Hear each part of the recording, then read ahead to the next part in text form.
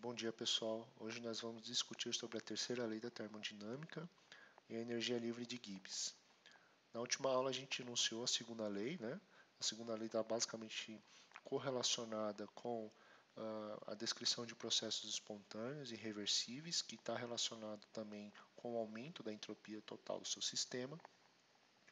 Esse aumento de entropia a gente pode descrever em termos de uma maior desorganização, mas a gente viu que, baseado na equação de Boltzmann, que essa desorganização é não ter muito adequada, a se dizer, né? A gente pode traduzir essa desorganização de forma mais quantitativa, cientificamente, que é o número de microestados possíveis que o sistema pode acessar. O que a gente vai fazer hoje? Alguns exercícios utilizando a segunda lei e, baseado em alguns conceitos prévios, a gente vai começar a abrir novos conceitos, como a terceira lei e a energia livre, tá bom?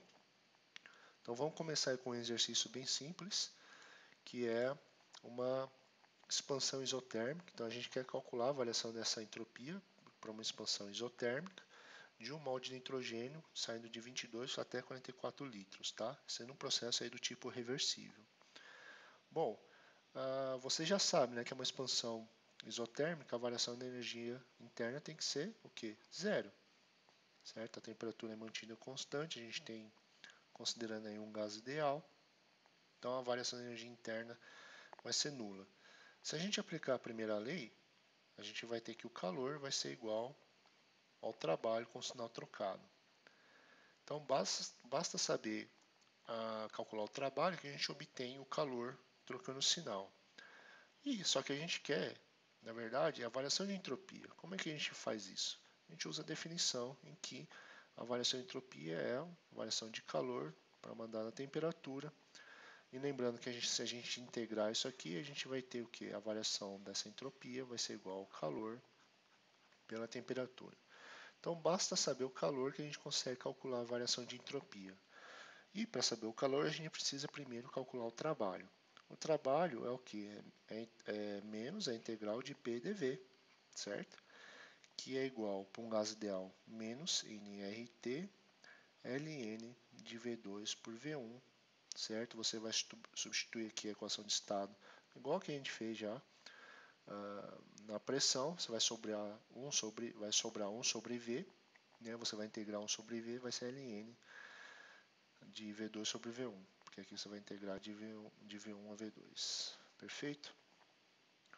Muito bem. Se esse é o trabalho, qual que vai ser o calor? O calor vai ser, então, mais nRT ln de V2 sobre V1. Muito bem. Então, você pode pegar isso e jogar aqui nessa definição. Então, você vai ter que ΔS, vamos escrever aqui embaixo, ΔS vai ser nR ln de V2 por V1. Onde está o T? O T foi cortado, porque você tem um T aqui no numerador e um T aqui no denominador. Esses dois cortam, some o T e fica só nR ln de V2 sobre V1, certo? Então você pode usar essa fórmula ou substituir os dados que foram dados. Seria 1 mol vezes a constante dos gases 8,314 joule Kelvin menos 1 mol menos 1, certo? Vezes ln de 44 litros, de 22 litros. E se você fizer essa conta, o seu ΔS vai ser mais 5,76 joule Kelvin menos 1, o que é algo, não em termos do número, mas em termos do sinal esperado. Então, você tem uma expansão, né? Essa expansão reflete aí necessariamente um aumento de entropia, como a gente já discutiu na aula passada. Então você tem que ter uma entropia que seja maior que zero, ok? Bom, vamos supor agora que eu varie a temperatura. Se eu variar a temperatura, essa variação de entropia muda? Muda. Como que a gente calcula isso? Então, toda vez que tiver variação de temperatura, você necessariamente tem que associar com capacidade calorífica, tá, pessoal? Então a gente viu lá atrás o cálculo da energia interna variando temperatura. Como a gente fez isso? Utilizando o conhecimento da capacidade calorífica. E a mesma coisa a gente vai fazer aqui. Então vamos supor para um volume que é constante, né? A gente pode descrever como isso? Bom, a gente tem a capacidade calorífica volume constante, que é o que? A variação de calor pela temperatura, certo? A volume constante. Isso aqui é a mesma coisa de dizer, eu vou separar aqui, vai ficar a variação desse calor, eu vou colocar um Vzinho para falar que é volume constante, que é igual a CV dt. Então agora a variação de entropia ela pode ser dada como a variação desse calor pela temperatura, que é a nossa definição. Eu venho e substituo isso aqui, vai ser CV dt sobre T. Tudo bem? Então a gente integra aí essa relação, né? Vai integrar aqui e aqui. Então a gente vai ter ΔS, vai ser o quê? A integral de T1 a T2 de CV sobre T dt, certo? E CV é uma constante, sai para fora da integral, então você vai integrar 1 sobre T dt. Então isso você já viu, mesma coisa para volume, serve para temperatura aqui também. Então vai ser ΔS é igual a capacidade calorífica volume constante ln de T2 sobre T1. Ok? Então essa aqui é a forma para calcular a variação de entropia quando você tem mudança de temperatura. E se você não tem volume constante, você tem a pressão constante? Bom, por analogia, a gente tem também que a capacidade calorífica pode ser definida a pressão constante, que é a variação do calor pela temperatura, certo? A pressão constante.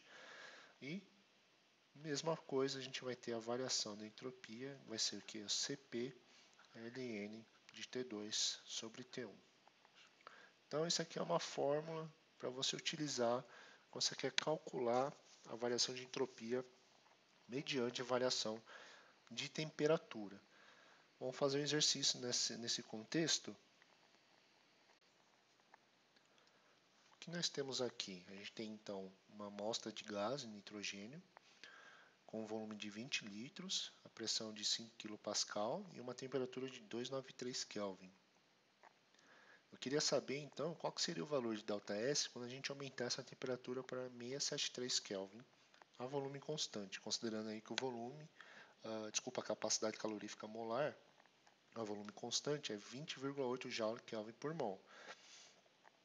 Então o que a gente precisa fazer aqui? A gente precisa primeiro saber qual que é o número de mols baseados nessas condições que foram dadas. Então a gente vai utilizar a equação de estado, né, de um gás ideal.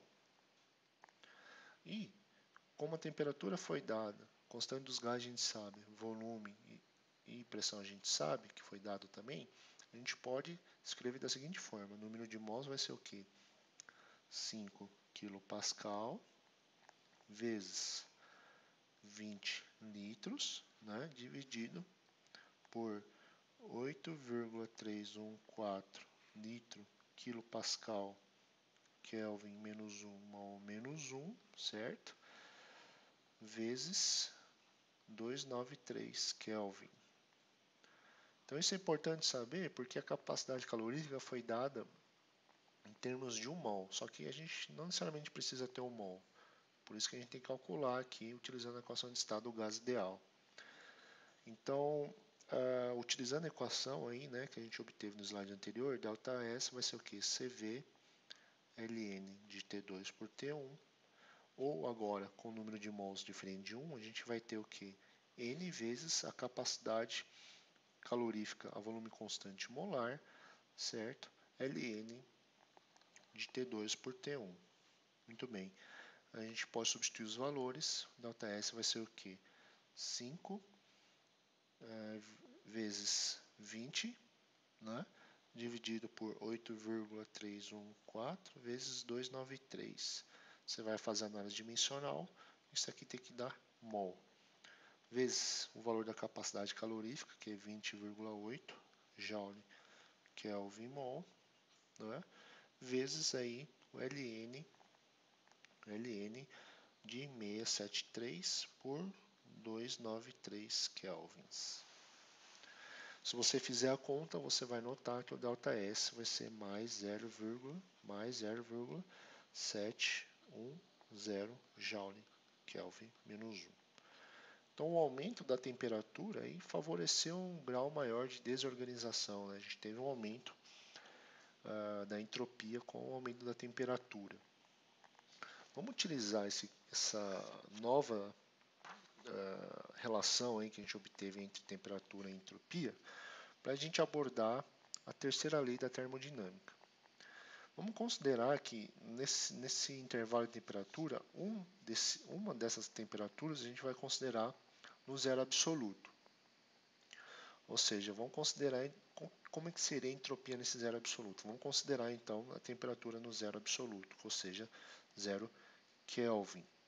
Então, para o cálculo da entropia, como é que seria? ΔS vai ser o quê? AS na temperatura 2 menos o S na temperatura 1. A temperatura 1 eu vou chamar do zero absoluto, tudo bem? Que vai ser igual ao quê? A integral de T1 a T2 de Cp sobre T, dt. Bom, a gente pode reescrever essa fórmula da seguinte maneira. A gente vai pegar o S de T2, vai jogar esse termo aqui para o outro lado da igualdade, vai ficar, eu vou já escrever o S de 0, tá? Que é a temperatura 0, mais a integral de 0, né? T2, Cp sobre T, dt. Isso considerando aí uma pressão constante, porque a gente está usando a capacidade calorífica, a pressão constante. Bom, o que a primeira lei da termodinâmica, a terceira lei da termodinâmica vai dizer para a gente? Ela vai dizer o seguinte, olha, toda substância tem uma entropia positiva infinita. E a 0 Kelvin, a entropia é nula. Então, a entropia a 0 Kelvin, isso aqui vai ser 0. Baseado nisso, a gente consegue descrever, então, valores de entropia absolutas para substâncias. Então, a gente pode escrever S de uma temperatura vai ser o quê? A integral de 0 a T Cp sobre T dt. Olha que interessante. Quando a gente mede entalpia, a gente mede versus um estado de referência. Quando a gente mede energia interna, também a gente tem variações. Para a entropia, a gente consegue obter valores absolutos da substância porque uma referência nossa vai ser nula. Então, se a gente jogar a entropia para o zero absoluto, essa entropia vai ser nula. Tá? Bom, por que é zero? Vamos olhar então sob o ponto de vista da equação de Boltzmann, que vai ficar mais claro a gente pensar. Se você olhar a equação de Boltzmann, qual que é? S, que é a entropia, vai ser Kb, que é uma constante de Boltzmann, vezes Ln de W. Lembra, o W é o nosso número de microestados possíveis. O ponto é, se a entropia aqui é zero, certo? Significa que isso aqui vai ter que variar para dar zero. Esse constante não varia, então o que vai mudar aqui? O W. O W tem que ser 1. Então a entropia vai ser zero quando o seu W, ou número de estados, número de microestados, vai ser 1. Isso quer dizer o quê? Que você só tem uma possibilidade de arranjar o seu sistema ali. Então no zero absoluto, né, pessoal, a gente não tem movimento translacional, não vai ter movimento rotacional e nem vibracional. Você não vai ter mais nenhum movimento. Você vai conseguir arranjar, né, como se fosse um cristal perfeito com o único arranjo possível. Só existe uma possibilidade. Então, pelo fato de você ter uma possibilidade apenas, a sua entropia tem que ser zero. E isso acontece quando você tem o zero absoluto. Tudo bem? Então, baseado na terceira lei, é possível calcular entropias padrão molar, então novamente padrão considerando a pressão de um bar, em qualquer temperatura. Você tem valores absolutos de entropia aí. No caso, vamos supor, você, para uma dada temperatura, você poderia calcular a entropia padrão molar de um gás. Certo? Você tem uma entropia padrão molar. E essa entropia, pessoal, ela vai depender muito da complexidade da sua molécula. Se você tem uma molécula altamente complexa, com vários graus de liberdade, você vai ter uma entropia maior para essa molécula. Né? E pelo fato de ser um gás, você tem aí mais graus de liberdade também. E nesse sentido, a entropia molar de um gás vai ter que ser o quê? Maior, certo?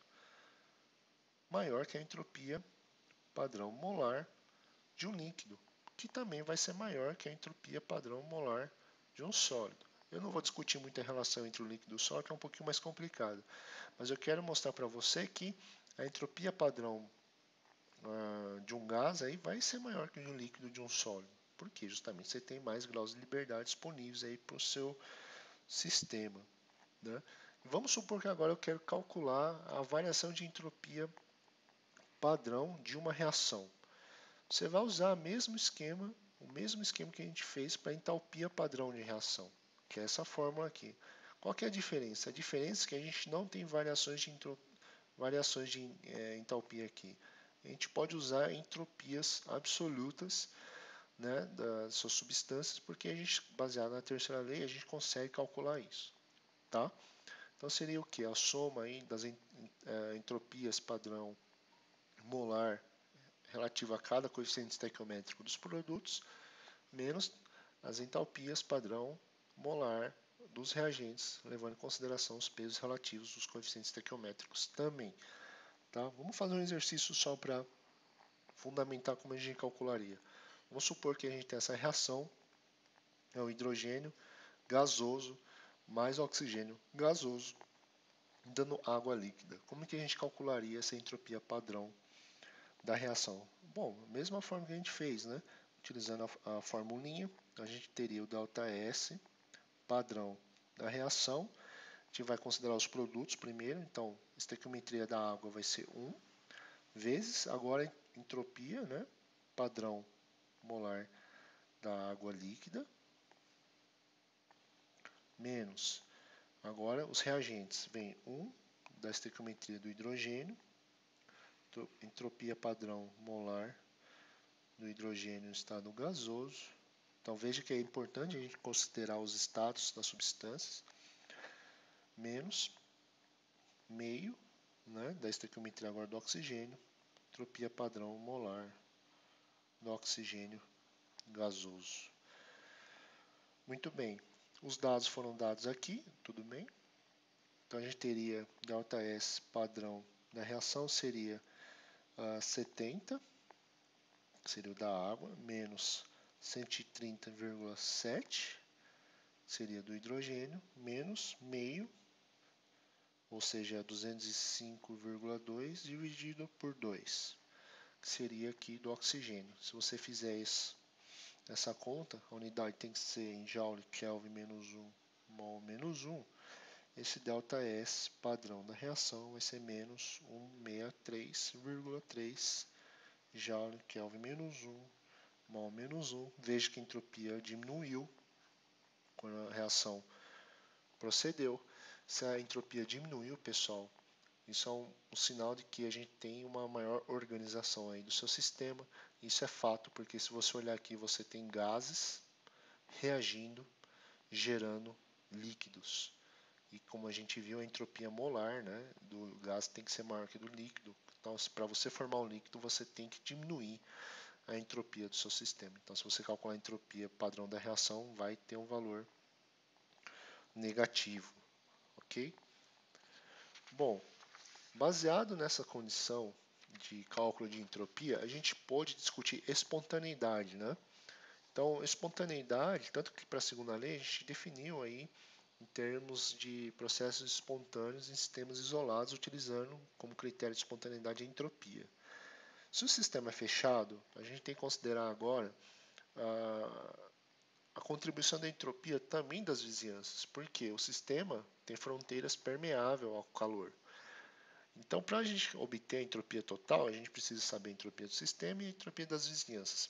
Vamos fazer um exercício aqui para a gente visualizar como isso acontece, tá? Então, eu quero determinar a entropia total do sistema e das vizinhanças para uma expansão isotérmica reversível e, item B, uma expansão livre isotérmica irreversível de 1 mol de moléculas de gás ideal indo aí de 8 a 20 litros na temperatura de 292 Kelvin. Vamos começar com o item A, ok? O item A vai dizer para a gente o que? Olha, é uma expansão de novo isotérmica, variação de energia interna tem que ser zero, ok? Pela primeira lei, a gente vai ter que calor vai ser igual a menos trabalho, e vocês sabem aí que o calor então vai ser mais nRT ln de V2 sobre V1. Muito bem, então a gente pode utilizar o cálculo do ΔS do seu sistema, que vai ser o que? A gente já viu lá atrás também, vai ser nR ln de V2 sobre V1. Tá? Só substituindo os valores, aqui vai ser 1 mol vezes 8,314 joule Kelvin menos 1 mol menos 1 vezes ln de 28 litros. Tá? Se você fizer a conta, você vai ter um ΔS do seu sistema, um ΔS do seu sistema de mais 7,6 joule Kelvin menos 1, o que era esperado ter um valor positivo porque você tem uma expansão. Tudo bem? Só que é o seguinte, o sistema expandiu e manteve a energia interna constante, ou seja, a variação de energia interna é nula. Para isso, o sistema teve que absorver calor das vizinhanças. Então, o calor das vizinhanças, se você for pensar, ela vai ser igual ao calor que o sistema recebeu. Ou seja, saiu o calor das vizinhanças e entrou no seu sistema. E isso foi convertido em trabalho, né? Onde houve o que? A expansão, que é menos nRT ln de V2 por V1. Se você obter, então, uma expressão para a variação de entropia das vizinhanças, seria dessa forma, mesma coisa, só que com sinal trocado. Então, nR ln de V2 por V1. Tá? Ou você pode fazer direto, né, sabendo que você está saindo calor das vizinhanças para o sistema. Então, se a entropia do sistema aumentou, a entropia das vizinhanças vai ter que o quê? Cair. Então, vai ser de igual valor, mas com sinal trocado. Então, é menos 7,6 joule Kelvin menos 1. Tudo bem? Bom, o ponto é que a gente precisa calcular agora a variação de entropia total do sistema. Como que é? A variação total vai ser igual à variação do seu sistema mais a variação das vizinhanças. Muito bem. A variação, então, total é igual mais 7,6 joule Kelvin menos 1 e das vizinhanças é menos 7,6 joule Kelvin menos 1, o que é zero. Ou seja, ΔS total zero é um caso onde que a gente tem um processo do tipo reversível, como esperado. Então, você não tem mais variação de entropia, a entropia atingiu seu valor máximo, você está num caso de equilíbrio, que, por definição, quando a gente faz um processo reversível, mesmo com variações muito infinitesimais, muito pequenininhas, a gente sempre vai considerar o caso de equilíbrio também. Tá bom? Então, tem total sentido aqui, total coerência com o que a gente está observando, os valores com o processo em si. Vamos considerar o caso B agora. O caso B é um processo do tipo irreversível. Como que a gente calcula? Bom, você não precisa se preocupar muito, porque você já fez isso pelo processo reversível. Como função de estado, não importa o caminho, né, só estado inicial e final, você pode utilizar o mesmo valor. Então, você tem aqui a variação de entropia de um processo, né, do seu sistema de um processo reversível, vai ser igual à variação de entropia também do seu sistema para um processo irreversível. Isso aqui vai ser igual, porque é função de estado, que é mais 7,6 joule Kelvin menos 1. Só que tem um ponto, a expansão ela é livre. O que significa isso? Se você olhar no enunciado aqui, ó, a expansão livre significa que ela ocorre contra uma pressão externa nula, ou seja, não tem pressão externa nenhuma sendo exercida ali. Seria como se fosse um vácuo, uma expansão no vácuo. Se você não tem nenhuma força contrária à realização desse trabalho, pessoal, o trabalho tem que ser zero. Trabalho zero, porque a força exercida seria zero, a força contrária é zero. A gente sabe aí que o processo né? Manteve a temperatura, então a variação de energia interna também vai ser zero. Então, qual que é o calor trocado aí, utilizando a primeira lei? O calor vai ser também zero, ou seja, ele expande sem realizar trabalho, sem ter troca de calor. Ok? Se você não tem troca de calor, qual que é a variação de entropia das vizinhanças? Zero também. Não teve troca de calor. Ele não absorveu calor para expandir. Então, se você fizer o cálculo da variação da entropia total, que é igual à variação da entropia do seu sistema, mais a variação da entropia das vizinhanças, você vai ter que isso aqui é mais 7,6 Joule por Kelvin mais zero. Tudo bem? Então, isso aqui, a variação da entropia total vai ser mais 7,6 Joule por Kelvin menos 1. O que é completamente esperado, certo? Uma variação de entropia maior que zero, considerando que é um processo irreversível. Então, processo irreversível tem uma espontaneidade de expansão e a entropia tem que aumentar, pessoal. Tem que aumentar mediante a segunda lei. Então, a gente fez aí uma análise, né, mais numérica, né, discutindo essas variações de entropia do sistema e das vizinhanças, para discutir como que seria o processo espontâneo, né, no caso aqui, uma entropia maior que zero, ou se o sistema está no estado de equilíbrio quando a variação é nula. Não é conveniente, na verdade, a gente fazer essa análise utilizando a variação de entropia do sistema, das vizinhanças. É mais conveniente, na verdade, a gente cunhar uma função de estado que leve em consideração não só as variações de entropia, certo? Obedecendo a segunda lei, mas também a troca de calor mediante aí as vizinhanças do seu sistema. Como que a gente faz isso? Olha, a gente usa a nossa energia livre de Gibbs, né, que é uma nova propriedade que eu estou te dando aqui, que é representada pelo G maiúsculo. A energia livre de Gibbs, pessoal, é uma energia que está, então, correlacionada aí, que já leva em conta não só as variações de entropia, mas as variações de calor. Então, se a gente quer discutir espontaneidade para um sistema que é fechado, porque você tem que considerar essa troca de calor agora, é mais conveniente a gente usar energia livre de Gibbs, tá? Em vez de entropia. Então, entropia funciona para o sistema isolado, energia livre de Gibbs funciona para um sistema fechado, se você quer discutir espontaneidade. Energia livre de Gibbs, o G, ele é função de estado, tá? Então, ele é função de estado, que é bom saber. E a definição dela é G vai ser igual a entalpia menos Ts. Então, veja, ele leva em consideração um balanço, né, de calor trocado com o sistema e as vizinhanças, e leva também em consideração a segunda lei, que tem a entropia.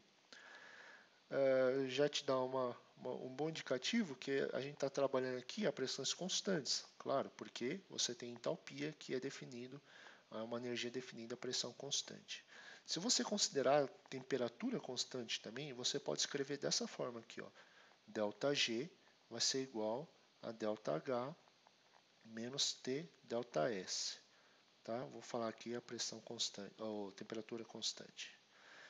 Essa aqui é uma forma, pessoal, que vai ser utilizada extensivamente ao longo do seu curso. Então é muito bom lembrar ela. Por quê? Porque ela vai definir para você se essas reações que você está trabalhando vão ser espontâneas ou não. Então você tem uma reação, você quer saber se ela vai acontecer ou não. Bom, você vai ter que analisar a entalpia da reação e a entropia da reação. Baseado nisso, você tem energia livre e você consegue descrever a espontaneidade do seu sistema. Vamos ver como que isso está correlacionado com o que a gente viu entre a análise das entropias de dentro e de fora, né, do sistema e das vizinhanças. Então a gente tem como é que é o ΔS total. Total vai ser o quê? O ΔS do seu sistema mais o ΔS das vizinhanças. Deixa eu trocar de cor agora. Muito bem. Para a condição de pressão e temperatura constante, né, a gente pode escrever o seguinte. A gente pode escrever que a variação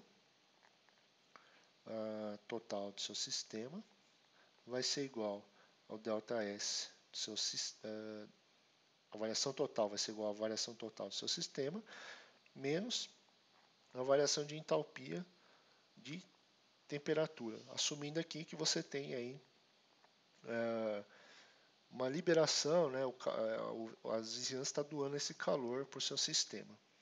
Então, ΔG, pessoal, ele pode ser utilizado da seguinte forma. A gente vai reescrever a equação, vai ser ΔH menos T, e o ΔS, que seria o ΔS do sistema, eu vou isolar e vou substituir aqui, seria o ΔS total, né, mais o ΔH sobre T, que é das vizinhanças. Se você fizer a distributiva, isso aqui vai ser o quê? ΔH menos T ΔS total, né, menos ΔH. Esse ΔH corta com esse ΔH e a gente chega aqui, ΔG vai ser igual a menos T ΔS total. Olha que interessante, pessoal. A gente consegue relacionar a entropia do seu sistema, do total, né, desculpa, com a energia livre do processo.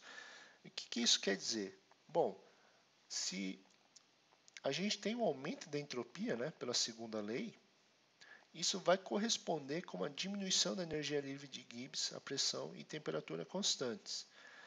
O que significa o quê? Que nesse caso a direção da espontaneidade corresponde à direção da diminuição da energia livre. Ora, se a gente tem isso aqui, né, aumentando, se a gente está falando que a segunda lei, a entropia tem que aumentar e esse termo é positivo, certo? Isso aqui é maior que zero.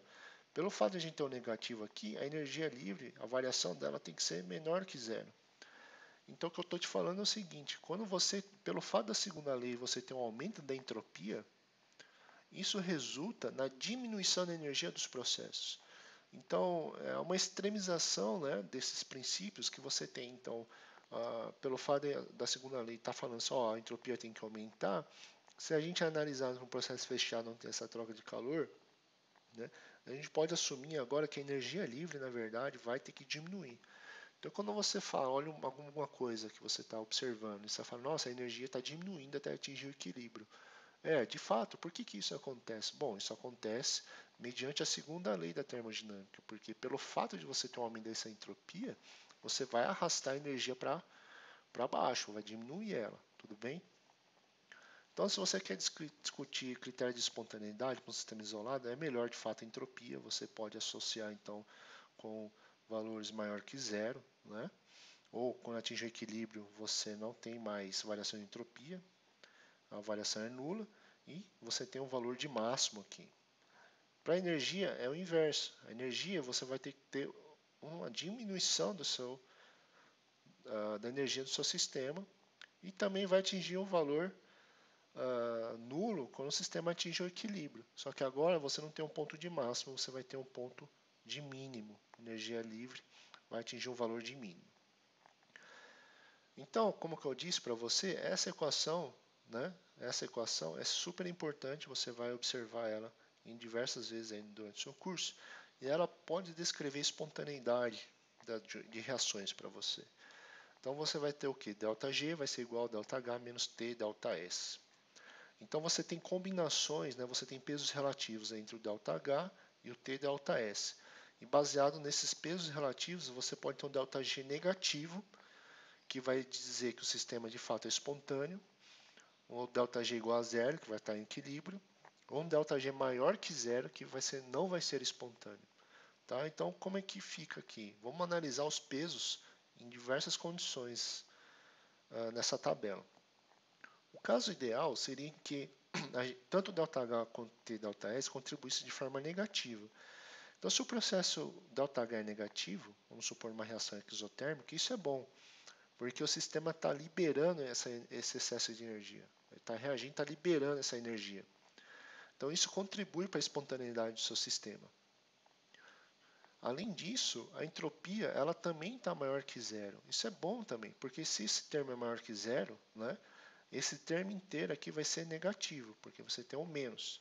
Então, está favorecendo para uma energia negativa, uma variação negativa de energia, desculpa. Então, pelo fato do ΔH ser negativo e o ΔS ser maior que zero, via a segunda lei, isso favorece a espontaneidade do seu sistema. Se você tem ΔH menor que zero e ΔS maior que zero, sim, o sistema vai ser espontâneo. Tudo bem? Agora veja que você tem ainda agora um ΔH que você está liberando essa energia, mas o seu ΔS está menor que zero, ele está ficando mais organizado. Né? Isso vai contribuir para a não espontaneidade do seu sistema. Porque se você tem esse termo agora, esse termo aqui menor que zero, com esse negativo vai dar maior que zero. Isso é ruim, porque a gente quer um ΔG menor que zero. Então ele pode ser espontâneo? Sim, desde que a gente tenha o módulo de T ΔS, né? A magnitude desse termo tem que ser menor que o módulo do ΔH. Ou seja, se esse termo aqui ele é menor que o ΔH, então o termo ΔH ele vai ser mais proeminente, ele vai dominar o termo da equação e vai manter o ΔG negativo, então a gente vai ter essa espontaneidade. A gente pode ter o caso agora onde que o ΔH é positivo, né? Ele vai desfavorecer essa espontaneidade. Você vai precisar dar calor para o seu sistema. Porém, a entropia agora ela está obedecendo a segunda lei, ela está aumentando aqui, certo? Está favorecendo a espontaneidade. Então, esse processo pode ser espontâneo? Pode, desde que a gente tenha aí o termo T ΔS predominante, né, maior que ΔH. Se isso é verdadeiro, então a gente vai conseguir um ΔG negativo e o processo vai ser espontâneo.